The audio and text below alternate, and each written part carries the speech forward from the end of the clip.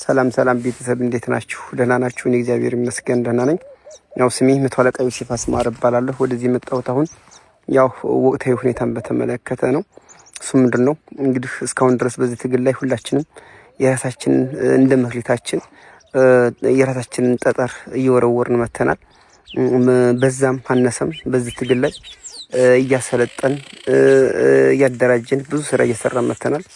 ይሄ ብቻ ግን በቂ አይደለም። ከዚህ በላይ ይጠበቅብናል። ምክንያቱም እኛ የወጣነው ለህዝብ ነው። ማገልገል ያለብንም ለዚህ ህዝብ ነው። መሞት ካለብንም ከህዝባችን በፊት ነው። አንድ ታጋይነቱ የሚታወቀው ለወጣለት አላማ ቆሞ እስከ መጨረሻው ድረስ ጸንቶ ሲገኝ ነው። የታጋይም ባህሪውም ይሄ ነው። ታጋይ ማለት ለህዝቡ ባሪያ ሆኖ ለህዝቡ አገልጋይ ሆኖ በታማኝነት ሲኖር ነው። ስለዚህ የአማራን ህዝብ ሁላችሁም እንደምታውቁት በአራቱም አቅጣጫ የአማራን ህዝብ ሲገሉት ሲያፈናቅሉት ብዙ መከራ ሲያደርሱበት የነበረ ማህበረሰብ ነው። አሁን በቀላሉ ከ5 ዓመት በፊት በተለያዩ አካባቢ የአማራ ህዝብ ሲገደል ሲፈናቀል ነበር። ሁላችሁም ታውቁታላችሁ። በዚህም በላይኛውም በታችኛውም ብቻ በሁሉም አካባቢ ላይ የአማራ ህዝብ በርካታ ግፍና መከራ የደረሰበት ህዝብ ነው። ይሄኛውም ስርዓት ከመጣ ጀምሮ እንደምታውቁት ከኢህአዴግ ጀምሮ አሁንም በወያኔ በዚህኛው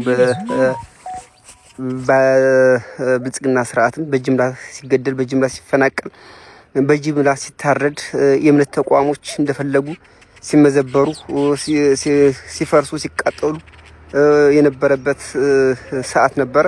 ስለዚህ ይህንን ስርዓት አንድና ለመጨረሻ ተረባርበን እስከ መጨረሻው ስር ነቀል የሆነ ለውጥ ማምጣት አለብን።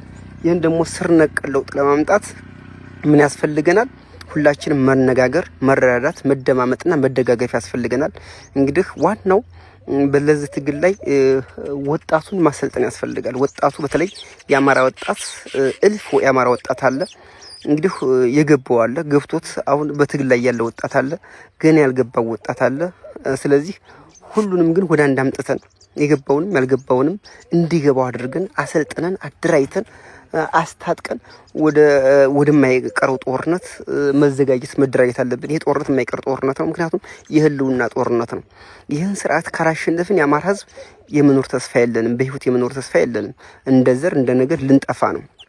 ከመጥፋታችን በፊት ደግሞ ይህን ህዝብ መታደግ አለብን። የምንታደገው በመሰልጠን በመደራጀት በመታጠቅ ነው። ስለዚህ ካሁን በፊት ለመጨረሻ ጊዜ ነው አሁን የምነግራችሁ እውነት እንደው አማራ ሆናችሁ በስርዓት ውስጥ ተቀምጣችሁ የአማራን ህዝብ ለማስገደል ለማስጨፍጨፍ እዛ የምታሰለጥኑ አሰልጣኞች በተለያየ ማሰልጠኛ ተቋም በብላቴ በሁርሶ በብርሸለቆ በተለይ ብርሸለቆ ላይ በአማራ ክልል በአድማ ብተናም በምናምን ያላችሁ አባላት እዛ ሄዳችሁ አሰልጥናችሁ አደራጅታችሁ የራሳችሁን ወንድም የምታስገድሉ የምታሰለጥኑ ኃይሎች እንደው ትንሽ እንደማይቆረቁራችሁ አላችሁ። በአማራ ክልል ላይም በፖሊስ ኮሌጅ የሚሆን በተለያዩ ፖሊስ ማሰልጠኛ ላይ የምታሰለጥኑ ወንድሞች አሁን እንኳን ህመሙ ገብቷችሁ ህመማችን የኛ ህመም የህዝባችሁ ህመም የህዝባችን ቁስል የእናንተን ቁስል ሆኖ አቋርጣችሁ ወደኛ ብትቀላቀሉና በጋራ ሰልጠን ለማይቀረው ጦርነት ብንዘጋጅ የሚል አመለካከት አለኝ። ሌላው ምንድነው በሀገር መከላከያ ሰራዊት ላይ ያላችሁ አሰልጣኞች አሁንም ኦንላይን ያላችሁ እንደውም ስርዓቱም ተገፍታችሁ ሊሆን ይችላል። በተለያየ ምክንያት ወጣችሁ ቤታችሁ ያላችሁ ልምድ ያላችሁ አቅም ያላችሁ አሰልጣኞች ያላችሁ ሁላችሁም እኛ አሁን በርካታ አሰልጣኝ እንፈልጋለንና ሁላችሁም ከያላችሁበት ራሳችሁን በማዘጋጀት ወደ ፋኖ ወደ ያዘው ቀጠና በሸዋ በወሎ በጎንደር በጎጃም በአራቱም ግዛት ላይ ፋኖ በያዛቸው ግዛቶች ላይ በመሄድ በማናገር በመመዝገብ ወደዚህ ወደ ስልጠና ማዕከሉ ተቀላቅላችሁ ለአንድና ለመጨረሻ ወጣቱን አሰልጥነን አደራጅተን የመጨረሻውን የማይቀረውን ጦርነት በጋራ እንድንፋለም እናንተም ታሪካዊ የሆነ አሻራችሁን ልታስቀምጡ ቢያንስ ነገ ጧት የትውልድ ተጠያቂ እንዳትሆኑ ምን ሰርቻለሁ ለዚህ ህዝብ እኔ ምን ሰርቻለሁ ብለህ የምታፍርበት ሳይሆን ይህን ሰርቻለሁ ብለህ አንደበት ሞልተህ የምትናገርበት ማንነት እንዲኖርህ የራስህን እንኳን አንድ ጠጠር እንኳን ማሳረፉ መወርወሩ ተገቢ ስለሆነ ሁላችሁም የበኩላችሁን አስተዋጽኦ እንድታበረክቱ ለማለት ፈልጋለሁ። ሌላው ምንድነው በርካታ የአማራ ጄኔራሎች አላችሁ፣ የወጣችሁም አላችሁ፣ እዛም ያላችሁ አላችሁ። እስኪ አማራ ጄኔራሎች እውነት ነው የምላችሁ አሁን ይህን የሚናፈሰውን ወሬ ከከሌ ጋር ይሰራሉ የሚለውን ተውትና ሁላችንም እስኪ ገብተን እናንተ እስኪ ወሬ ከማውራት ከሌ እንደዚህ ነው ከማለት መታችሁ ገብታችሁ የኛ አጋዥ የኛ ረዳት የኛ አማካሪ መሪያችን ሆናችሁ እኔ እውነቴን አንድ ሰው መጥቶ እኔ ቢመራኝ አቅም ያለው ሰው መጥቶ ቢመራኝ እኔ ደስ ይለኛል፣ ዝግጁም ነኝ። ስለዚህ ሁላችሁም መታችሁ ከጎናችን ሆናችሁ የትግላችን አጋዥ የትግላችን ረዳት የትግላችን ሞተር ሆናችሁ ከኛ ጋር አብራችሁ ሆናችሁ ጠላታችን ብንፋለም የሚል አመለካከት አለኝ። እኛ ማንንም አንገፋም፣ ማንንም አናረቅም።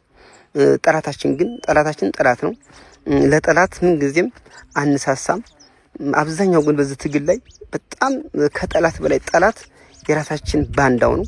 እንግዲህ ይሄ ባንዳ ተልኮ ይዞ እየመጣ አንዳንድ ባንዳ የውስጥ ባንዳ አለ፣ ለመከፋፈል የሚሞክር ባንዳዎች አሉ። ሁላችንም በተለይ ፋኖ እዚህ ያለን ፋኖዎች ከሴረኛ ከባንዳ ራሳችንን አርቀን ትግላችንን ቶሎ ብለን አፋጥነን ለህዝባችን እፎይታ መፍጠር አለብን የሚል አመለካከት አለኝ።